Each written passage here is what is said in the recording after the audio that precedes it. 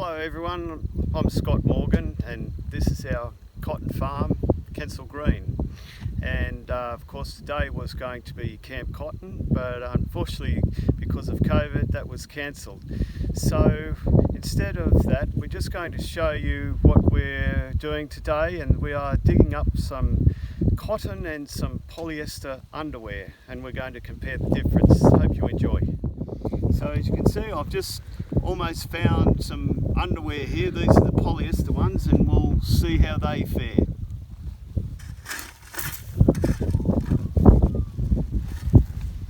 And they look quite intact.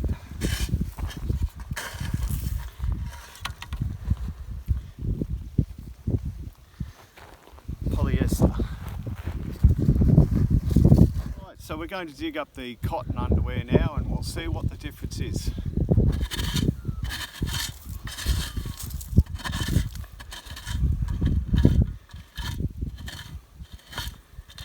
Be very careful here.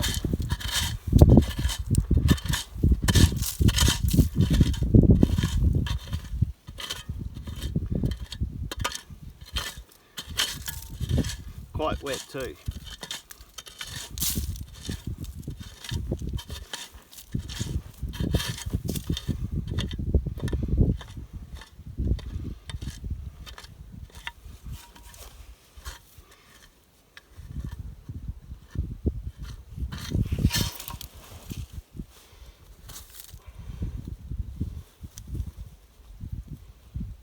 They look a little bit fragile to me.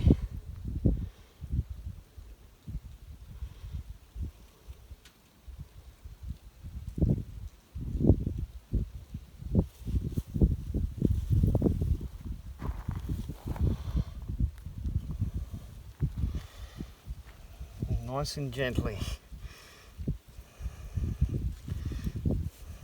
I think there's quite a bit of composting going on, all right.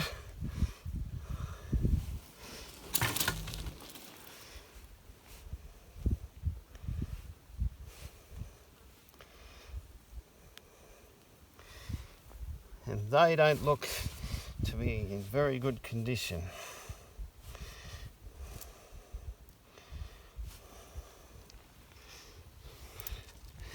Let's compare the two.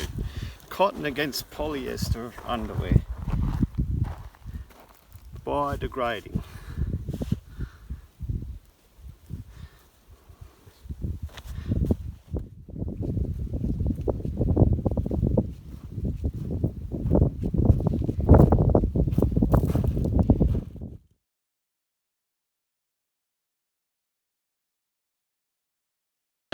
Hi, I'm Oliver Knox. I'm the CRDC's Professor of Soil Biology here at the University of New England in Armidale.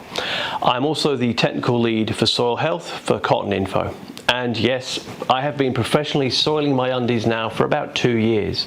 And I've got to say, I've had a great time doing it, and I've had an even better time encouraging farmers to actually soil their undies as well, and more recently school groups and other community action groups to think about soiling their undies too.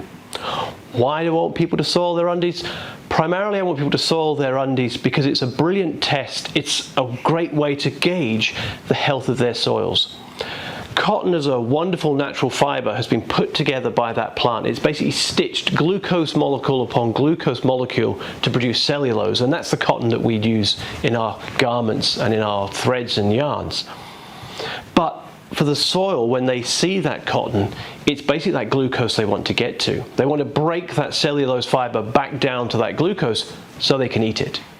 And to do that though, they need to use a number of different enzymes, which normally have to be provided by a suite of different organisms, and in order for it to be effective, those organisms need to be active. So the more degraded our pants become when they're buried in the soil, the better our soil microbiology and our soil health therefore is. Here in Australia, generally the biggest limitation to that microbial activity is water, and we've seen that across a number of our buried pants. The soil health uptake around Soil Your Undies has been brilliant, but now people are starting to also ask questions about, well, why is it that the elastic is left? Why is it that the stitching is left? And the reason for that is these are the parts of the underpant that generally contain the man-made fibers. The elastic, the stitching itself being a polycotton thread rather than a cotton thread, so it doesn't break as often. And I've got a pair of polycotton pants and a pair of cotton pants that we soiled here in Armidale last year. We had really good degradation, possibly slightly better than Scott's, of the cotton pants, but again you can see the elastic and the stitching is still there. The polycotton ones, much like Scott's, are still pretty much intact, but the beauty of these I like is the fact that we can see in these the weave of the polyester is still there, the lycra, the elastane is still there, but the cotton that was woven into it in this case has actually already been degraded by the microbiology. The fate of this polyester though is really that it will fragment and it'll end up just polluting our environment. I also like the fact that when Scott was exhuming his cotton pants, did you see the care he had to take in getting them up? They had become discolored, and the discoloration is because of that microbial activity on the cotton fiber. For those that grow cotton and those that harvest cotton, we know that avoiding wetness after the bolls have matured and broken open is really important, because when they first crack open, those cotton bolls produce beautiful white fiber, which is really desirable. But it doesn't take much microbial activity to start to discolor it, to give it those yellow tints and the greys that we see emerge, and was present on Scott's pants to some extent.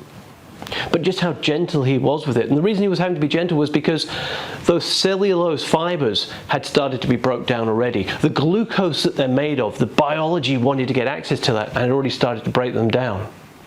I think Scott's pants are a great example of how natural fibers can break down in our environment and in our waste streams if we come to that. Whereas our polycotton represents a challenge both in terms of getting the polyester or the lycra or the elastane separated from the cotton fibers to make it a reusable product. But at the same time, if that's too difficult to do and it goes to our waste, all we're doing is polluting. And therefore, I think it's a great example again of how our choices, whether we're making cotton shirts or cotton pants, but keeping that polyester out of it, because it will make things more easy to process, it will make things more easy to recover, and it will eventually lead to a waste stream that in theory, if that's where it ends up as waste, can be far more easily disposed of, because we know that it will end up going back into our soil environment, feeding our biology, and basically helping drive the cycles of life. I'm glad Scott soiled his pants. I'd like to thank you for taking the time to watch this short video. Please, when you're thinking about your fibers and your textiles, think about their fate. Our material choices matter. It's really that important. Thank you.